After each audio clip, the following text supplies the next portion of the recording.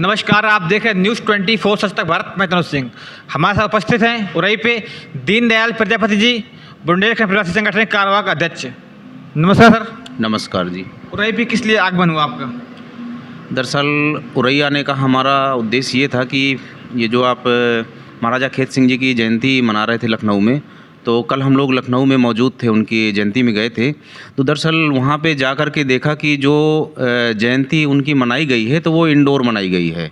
तो इंडोर में जो जयंती मनाई गई तो उसमें जितने लोग आए हैं तो मेरे ख्याल से वहाँ बैठक की व्यवस्था नहीं थी, जिस वजह से कुछ लोग वहाँ बाहर ही रह गए और सिक्योरिटी की वजह से कुछ लोग अंदर नहीं जा पाए। तो मैं ये कहना चाहूँगा समाज से या पार्टी के नेताओं से, माननीय समाजवादी पार्टी के अध्यक्ष श्री अखिलेश यादव जी से, कि जो आपने ये प्रपोजल दिया था कि हम महाराजा खेत सिंह जी की जयंती मनाएंगे, तो आपको इंडोर ना करा के आउटडोर कराना चाहिए। क्योंकि महापुरुषों की जयंतियां अगर आप इंडोर मनाने लगेंगे तो उसमें क्या है कि सर्व समाज जाता है देखने के लिए। क्योंकि महापुरुष बोलते हैं हमारे महापुरुष हैं, तो महापुरुष हमारे तुम्हारे नहीं होते हैं, महापुरुष हमारे भी हैं वो, क्योंकि वो हमारे लिए भी लड़े हुए हैं।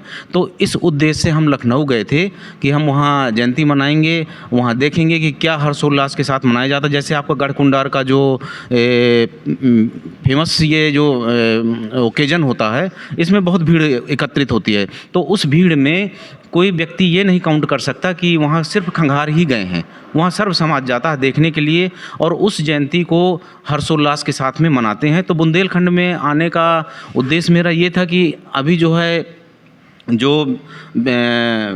बुंदेलखंड में फैला हुआ समाज है उसमें किस तरीके से लोगों को इकट्ठा करना है। क्योंकि अभी तक बुंदेलखंड में मैं 3-4 जगह बड़ी बड़ी मीटिंग अटेंड करी हैं। जो पिछली मीटिंग महोबा में हुई थी तो माननीय श्री तारा पाटकर जी ने के उसमें संयोजक में हुआ था, आयोजक तारा पाटकर जी थे। उसमें माननीय श्री गंगाचरण राजपूत जी, पुष्पेंद्र सिंह चंदेल, पूर्व DGP श्री सुलखान सिंह जी, श्री दिनेश तोमर जी मौजूद थे।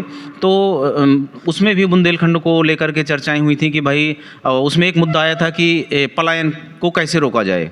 तो जो पलायन का दरअसल हमारा संगठन दिल्ली प्रदेश में जो काम कर रहा है तो इसी मूवमेंट को रोकने के लिए ही काम कर रहा है। विगत कई सालों से वहाँ पे एक्टिव है और जो हम दिशा दशा यहाँ के बुंदेलखंड भाइयों के जो वहाँ देखते हैं दिल्ली में, तो मेरे ख्याल से वहाँ कोई नहीं समझ सकता जो हम लोग समझते हैं। क्योंकि दिल्ली में 684 झुग्गियाँ हैं, जिसमें से 70 विधानसभा दिल्ली में आती हैं। जो 684 झुग्गियों में 500 झुग्गियों में करीब हमारा बुंदेलखंडी भाई निवास कर रहा है, जो करीब 12 से 15 लाख बुंदेलखंडी भाई रह रहा है वहाँ पे। उसकी दिशा दशा देखते हैं तो यहाँ से पलायन करके वहाँ जाते हैं, तो जो स्थिति उनकी यहाँ है वो स्थिति उनकी वहाँ है। बुंदेलखंड राज्य को लेकर क्या आपकी विचारधारा है? बुंदेलखंड की जो पृथक राज्य को लेकर के विचारधारा है, तो विचारधारा क्या है, हम तो ये कहेंगे कि बुंदेलखंड राज्य को अलग कर देना चाहिए। जिस तरीके से आपका उत्तराखंड हुआ, झारखंड हुआ, छत्तीसगढ़ हुआ। क्योंकि जब छोटे छोटे जो राज्य होते हैं तो उसमें विकास जो होता है वो तीव्र गति से होता है। क्योंकि आपने ये तो हमारे भारत देश की व्यवस्थाएं हो गई कि हमारे यहाँ पे बहुत से राज्य हैं। ये कैसे होगा कि अगर राज्य बन जाएगा तो पलायन रुक जाएगा? पलायन कैसे रुक जाएगा राज्य बनेगा तो? देखिए, पलायन क्यों नहीं रुकेगा? पलायन इसलिए रुक जाएगा क्योंकि जब विकास दर बढ़ेगी तो यहाँ पे इंडस्ट्री आएंगी, यहाँ पे स्कूल कॉलेज होंगे, शिक्षा की व्यवस्था होगी, चिकित्सा की व्यवस्था होगी। तो जब इंडस्ट्रियाँ लगेंगी तो जो युवा साथी है हमारा, उनको नौकरियाँ पेशा मिलने